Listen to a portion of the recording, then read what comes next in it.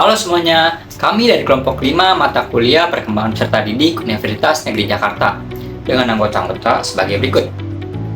Jadi, pada video pembahasan kali ini, kami akan membedah perjalanan perkembangan seorang tokoh kontroversial nih, sekaligus sangat fenomenal di abad ke-21. Untuk tokohnya, siapa sih? Nah, tokoh tersebut bernama Donald John Trump atau lebih dikenal dengan Donald Trump yang merupakan seorang presiden Amerika Serikat ke-45 dan ke-47 untuk saat ini. Untuk latar belakangnya sendiri, Donald Trump ini lahir pada tahun 1946 di New York dengan keluarga yang sangat berkecukupan. Nah, beliau mempunyai seorang ayah yang bernama Fred Trump yang merupakan seorang pengembang real estate yang sukses, tapi dia sangat disiplin. Nah, alasan kami memilih Trump karena Trump ini memiliki narasi yang sangat jelas, tapi sangat ekstrim ya. Nah, mulai dari masa kecilnya yang sangat agresif, masa remaja di sekolah militer, hingga menjadi pebisnis terkenal di Amerika Serikat, sekaligus menjadi pemimpin politik di negara tersebut. Nah, untuk memahami bagaimana kepribadian dan perilakunya ini dapat terbentuk, kami akan membedah hidup Trump melalui 5 lensa teori perkembangan manusia. Mari kita mulai dari yang pertama. Saya, Muhammad Ibrahim Zainal Abidin, akan membahas lensa pertama, yaitu psikoanalisa dari Sigmund Freud. Nah, teori ini menekankan bahwa kepribadian dewasa ini sangat dipengaruhi oleh masa lalu dan dorongan alam bawah sadar kita. Jadi, jika kita melihat masa kecil Trump, yaitu tumbuh di bawah asuhan seorang ayah yang sangat otoriter dan menuntut. Nah, yaitu Fred Trump yang menanamkan doktrin bahwa hidup itu keras ya.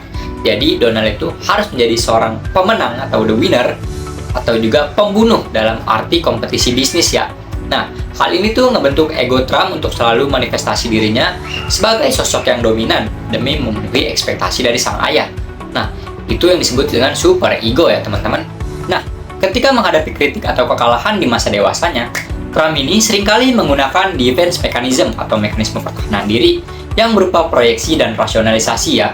Nah, beliau ini seringkali memproyeksikan kegagalannya itu pada orang lain dengan menyebut media atau lawannya itu curang atau palsu ya.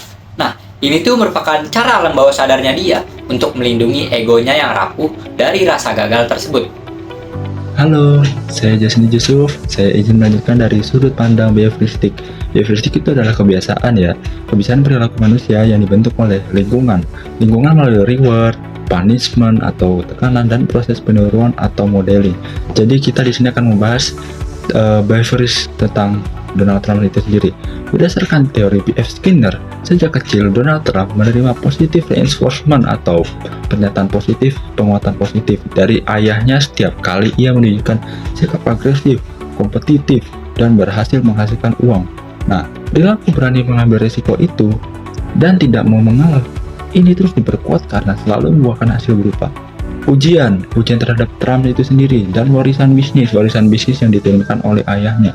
Nah, selain itu, kita jika merujuk pada teori belajar sosial Albert Bandura, Trump melakukan modeling yang kuat. Pertama, ia meniru gaya bisnis ayahnya yang dingin dan kalkulatif, jadi dia perhitungan sekali.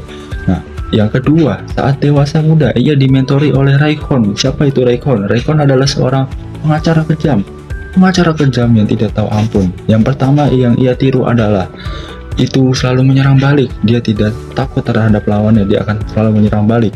Yang kedua, dia tidak pernah mengaku kalah. Meskipun dia kalah, dia akan membuat statement yang menyatakan dia itu menang. Dan yang ketiga, dia selalu klaim kemenangan. Jadi, dia mau kalah mau menang, dia akan selalu mengklaim kalau dia itu menang. Seperti contohnya perang AS dan Iran kemarin ya.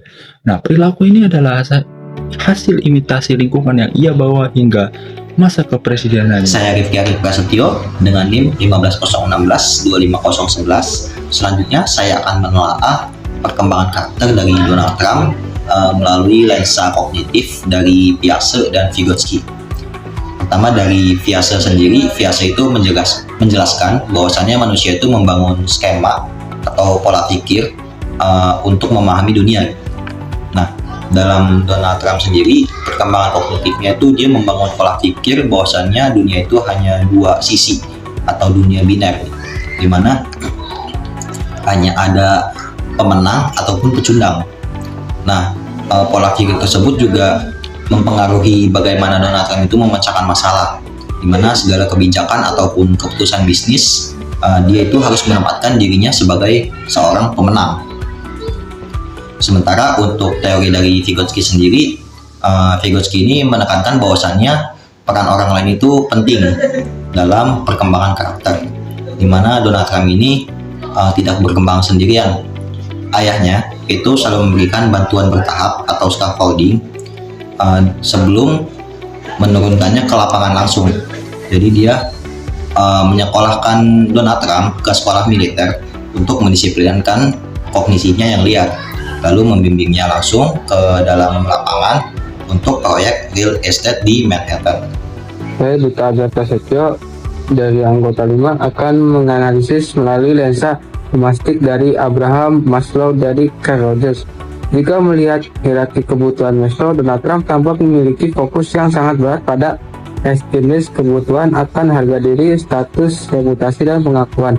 Meskipun kebutuhan fisiologis dan keamanannya sudah terpenuhi sejak lahir, karena kekayaan keluarga dorongnya untuk selalu menjadi pusat perhatian dan mencapai kekuasaan tertinggi seperti menjadi presiden adalah upaya memenuhi kebutuhan harga diri dan aktualisasi diri. Namun berdasarkan teori Carl Rogers, Trump diduga menerima condition positive rate atau penerimaan positif bersyarat dari orang tuanya. Ia hanya akan dihargai jika ia sukses dan menang akibat ia mengembangkan ideal self atau diri yang ideal, yang harus selalu terlihat sempurna dan tanpa celah di mata publik, yang terkadang menciptakan jarak dengan real self-nya. Baik, terakhir pada bagian saya Muhammad Aziz. Sini melalui lensa psikososial Erik Erikson pada tahap identity versus confession atau masa remaja, Trump ini berhasil keluar dari krisis identitasnya saat di sekolah militer dan menetapkan identitas dia sebagai pemimpin yang tegas. Saat ini, di usia senjanya, Trump pada tahap generativity versus stagnation atau pada dewasa akhirnya. Melalui jargon Make America Great Again, ia berusaha membangun sebuah legasi atau generativity, yaitu kontribusi bagi negara masa depan negaranya, terlepas dari pro dan kontra masyarakat terhadap metodenya. Kesimpulannya, perjalanan perkembangan Donald Trump ini menunjukkan bahwa perilaku seorang tokoh besar tidak terbentuk secara instan. Pengaruh pola asuh masa lalu, yaitu tadi Freud, pengaruh lingkungan atau Skinner dan Bandura, struktur kognitif Biner, Piaget, pencarian harga diri Maslow, dan rasionalisasi krisis identitas dari Erikson yang tadi baru saya sebutkan. Kemana ini saling berkelindahan dan membentuk sosok Donald Trump yang bisa kita kenal hari ini. Demikian ya analisis video asal dari kelompok kami. Semoga analisis sosiologi perkembangan ini memberikan wawasan baru. Terima kasih dan sampai jumpa.